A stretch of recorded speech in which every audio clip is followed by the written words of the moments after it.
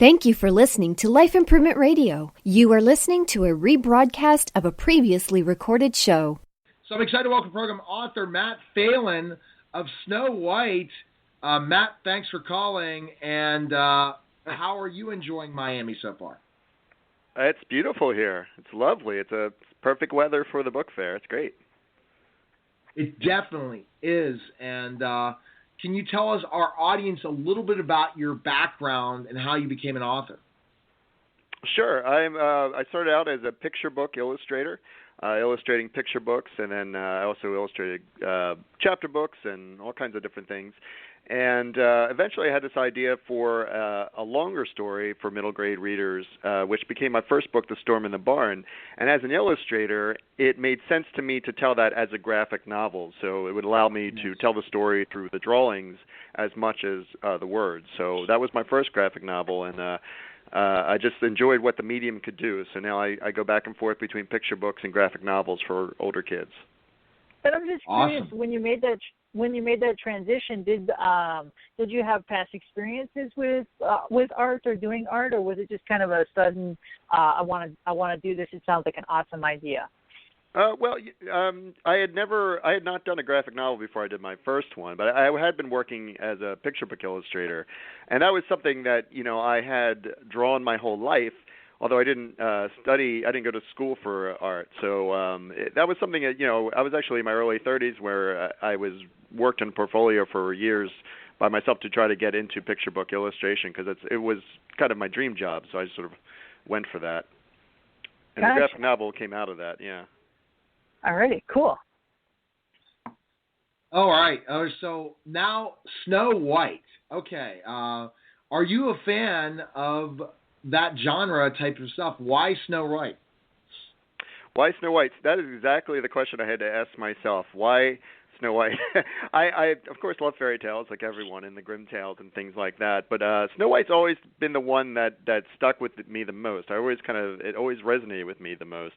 And I had to think about why that was, and I think it was because of how Snow has she affects other people. She has the huntsman does not murder her. The seven dwarves help her, and there was something about this person who inspires this in other people that it really resonated with me. And then I started getting this idea for my version of Snow White, which I was going to set in the Depression in New York City, and then it became sort of a fun thing trying to figure out how that fairy tale fits into that time period. So you're a fan of the Brothers Grimm?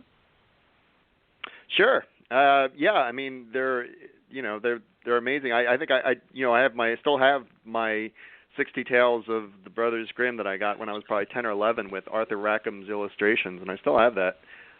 So yeah, the original story, of course, when you go back and you read the original Snow White, it's very different from many of the versions that we have, including a very interesting ending. But yeah, I'm absolutely a fan of all those stuff. I'm just curious, Awesome. because of all of your works, are they connected in some form, or do you want them to be standalone books? Like, is there Easter eggs, so to speak, in each book that relates to another one? No, they're really not. I definitely like standalone stories. So my first book, The Story in the Barn, is about the Dust Bowl. Then I did a book called Around the World, which was 3 true stories about people who traveled solo trips around the world at the end of the 19th century. My third book, Bluffton, is about Buster Keaton when he was a star of vaudeville. And then Snow White. So the only thing that kind of connects it is I tend to be writing about stories of the past.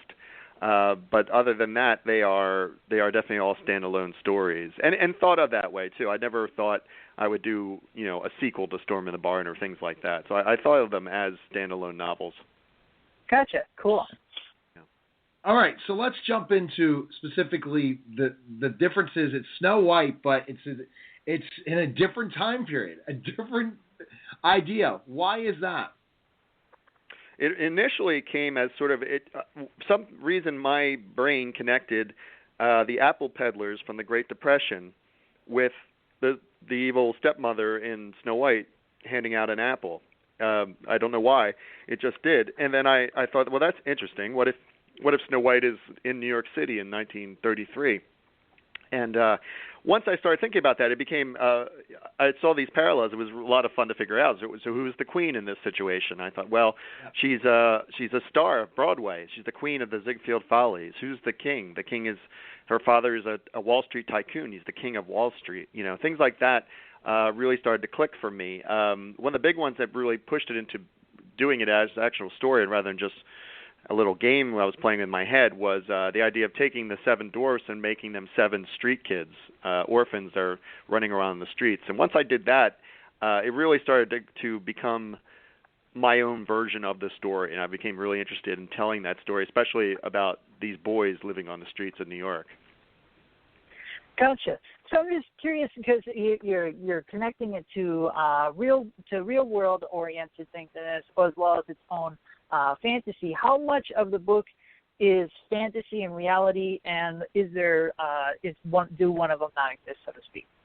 Well, I like to blur the lines. I did the sort of same thing with Storm in the Barn, which also had sort of a fantasy element to it, where I present it in a way that something magical may be occurring, or you know, it might be all in the stepmother's head. She might be going slightly insane. There's an apple, and I have a syringe next to it, and you know, she has either poisoned the apple or perhaps it's a potion. She does, since she was an actress, she puts on makeup to, you know, give the appearance, you know, the hag appearance that she uses to trick Snow White. So there's a few things, and of course, you know, what happens to Snow White and how she wakes up. I leave it intentionally up to the reader's imagination. So you can look at it and say, well, something magical has just happened, or perhaps not. Perhaps it is very realistic. Because I was trying to go for a sort of almost a noir aspect to it. So it was like a film noir. So I wanted that sort of realism to an extent, you know, heightened realism, which I think that genre is great at.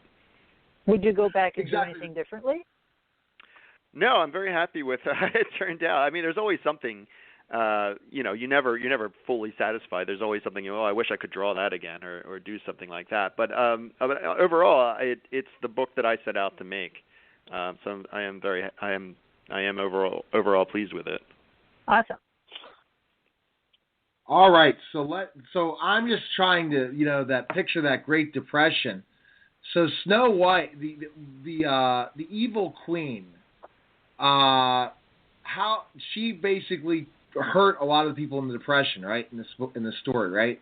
And really was one of the catalysts of why people were so poor in the Great Depression. No. She was an actress, and she marries well. She marries Mr. White, who's already a tycoon. There was a passing reference to the stock market crash of 1929 where he did not lose his money, and he kind of says that, well, that was luck or something like luck. So he kind of cast that idea that maybe she did something that helped him get through the stock market crash, whereas so many other people didn't. So that's about it. She's really just her motivation is really self-interest. She's really interested in her own wealth rather than, you know, taking anything away from people. But of course she does wind up killing a couple people, so that's bad. She is the villain after all, right? Exactly. So, yes. What are you going to be presenting at the festival? What are you going to be presenting at the fair? I'm doing 2 panels today. Panel at 12 o'clock on reimagining myths and fairy tales with 2 other authors who sort of working in Greek myths and tales like I am. And tomorrow I'll be talking at, I believe, 2 o'clock, talking about good versus evil in books, which I think is going to be a lot of fun. All right. Well, fantastic. All right. So where's the best place we can find information on you, purchase your book, and learn more about you? Where can we go? Well, my website is www.mattphelan.com. It has information about all of my books, and my books are available at your local independent bookstore, hopefully, or anywhere you like to purchase books. That's where you can find me. All right. Well, fantastic. Great talking to you. Great chatting. Yeah, thank you. Good luck in the festival. Have fun, and appreciate you calling. All right. Thank you very much. Take care. All right, take care. Okay, bye-bye. You're listening to Author's Corner, powered by Life Improvement Radio, live at the Miami Book Fair, and we'll be back in just a moment. Thank you for listening to Life Improvement Radio. The views expressed by show hosts or their guests are their own and shall not be construed in any way as advice from Life Improvement Radio. We make no recommendations or endorsements for radio show programs, services, or products mentioned on air or on our website. Personal perspectives expressed by the producers, writers, or editors will always be presented as such. Any rebroadcast or retransmission without the expressed written consent of Life Improvement Radio is strictly prohibited. Thanks for listening.